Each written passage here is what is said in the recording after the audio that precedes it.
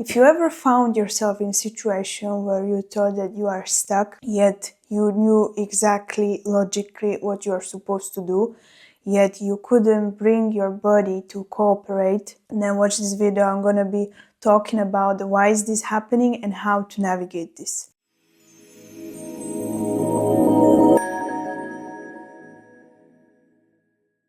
So being stuck is a point of view that we often assign in our mind when we feel like the next step is not possible for us or the next step is not reachable for us.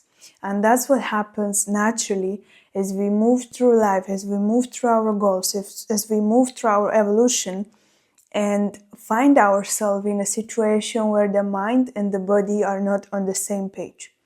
What do I mean by that? So let's say conceptually and with your perception, logically, you understand exactly what you need to do to achieve the next step. Let's say that you have some kind of structure and you understand how that situation is working, how to go and navigate that. For example, if you want to pass your exams, you know that in order to pass them, you have to study, you have to memorize something, you have to do some sort of research, you have to do some sort of studying before you can go and sit the exam and pass the exam, because you need to have some kind of process in order to get to the next level, right? If you understand how this process works and yet still you know in order to pass this exam you have to study, and yet still you find yourself procrastinating, for example, and not studying or finding different excuses or trying to do it on the last minute. All of these things are just the concepts that our mind is coming up with in order to keep us in the safety, in order to keep us in the familiar. Even though you know this is what's gonna help you to pass the exam, your mind might come up with certain ways of how to stop you from doing that, because it is feeling and sensing that if you get there, if you get to the next level, if you pass this exam, you're gonna be in the new unfamiliar territory. And that's when the subconscious and that's when the nervous system is bracing for this unknown area and is actually kind of holding you back. It's actually kind of sabotaging you in order to not proceed, in order to not get there. And this was just one example. And I know that a lot of people will find themselves in different situations where they have different ways of how they actually kind of work against themselves, right? That's the funny thing about us as human beings. We know what we are supposed to do, and yet somehow we always sabotage it. Somehow we always find ways how to not do that exact thing. And I want to be explaining that into this video about the connection between the subconscious mind and the nervous system, because that's all it is. At the end of the day, if your subconscious mind and your nervous system is not on board with what you are trying to achieve, with what your next goal is, with what your next desire is, then it will find ways to sabotage you. It will find ways to make you procrastinate, make you overthink it, make you second guess yourself, make you question all of your choices and everything that led you up to that moment.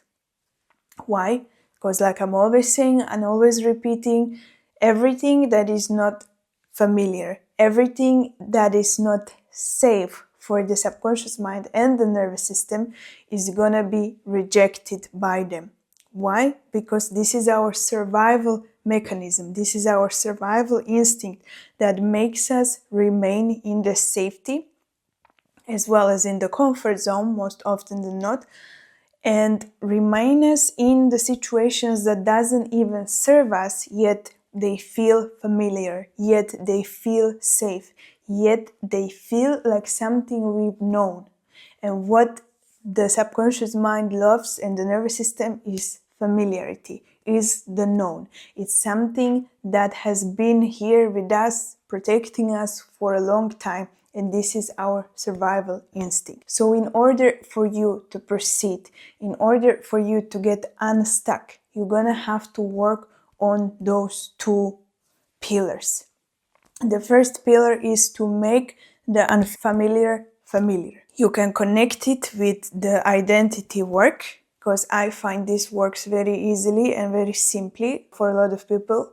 When you can imagine yourself already being where you are getting, right? So, for example, as I used this example before, passing your exam. If you can already imagine yourself that you have passed the exam, or you got accepted to that school, or you got the job that you are wanting to get, if you can imagine how it would feel, if you can imagine how you would feel if you already got that, what's the feeling, what's the emotion, that's very important. And you start embodying that right now. You're gonna start priming your subconscious mind and your nervous system for that situation. You're gonna start priming yourself and wiring and teaching your system that this is safe, right? That this is safety, because you're going to make it familiar. You're going to repeat it over and over again. You're going to bring that emotion to you over and over again. Then it doesn't feel like threat. It doesn't feel like something new. It doesn't feel like something unexpected that the body and the mind has to brace themselves from, right? So identity work is very, very powerful, and it can help you when you are rewiring your mind and when you are wiring your nervous system for the new things, for the biggest desires, for the new goals. You can use it in such way. You can start bringing that emotion, you can start bringing that feeling, and you can make it pleasant, right? Instead of something big, unknown, and unexpected. So that's one way how you can do that. When it comes to both subconscious mind and the nervous system, most of the thing that we have wired both in our subconscious and the nervous system comes from our childhood. This is when we were the most suggestible to such wiring. That's why it all comes down to this work, and it all comes down to what we've been through in our childhood, how we were brought up, in what environment we brought up. If the people who raised us actually knew anything about such, and not just conceptually, but if they were practicing such, did they have their nervous system regulated? Did they have their subconscious beliefs on point? All of this is gonna affect us massively and affected us massively in our later life. And that's why we often find ourselves not understanding why we are behaving in ways that we are behaving, when the root cause goes all down back to the childhood or to our upbringing or to very deeply ingrained and wired beliefs. So the next time when you find yourself in a situation where you feel already this sensation, when you feel in your body, in your mind, that this tension is coming up, like you are coming up against something that is triggering you a lot, or it's kind of blocking you for proceeding, or you have different sensations in your body, you might stop where you are, because in this state you won't be able to actually operate or navigate the situation, right? So what I would suggest is you take a step back and you start noticing those moments. Okay, so the first thing to actually proceed in those situations is to be aware what is causing you such reaction, and to be able to step back from it and to take a different look at the situation, and to not to try to resolve it in the moment of what is happening. Because when you have this regulated nervous system, and when your mind is actually subconsciously blocking you from proceeding, it's almost impossible to do so, okay? So we need to take the awareness, and we need to start becoming of those moments and understand what they mean and when they come to us, because we all operate in certain patterns, and those patterns are going to be repeating themselves until we become aware of them. And once we become aware of them, we can start working with them. We can start choosing differently. We can start choosing how to navigate it and actually get to the root cause of such situation, and to resolve it, and to opt for a different version of what we want to do or how we want to be, and actually spot that limitation and go to the root cause and uncover it so we can move forward without these limitations. So I want to actually offer you this reframe of your perception, because when you are thinking the next time that you are procrastinating and you are thinking how to deal with my procrastination, or you are the perfectionist and you always need everything perfectly, how to deal with that. So this is actually just the symptom of your nervous system not feeling safe doing certain things, right?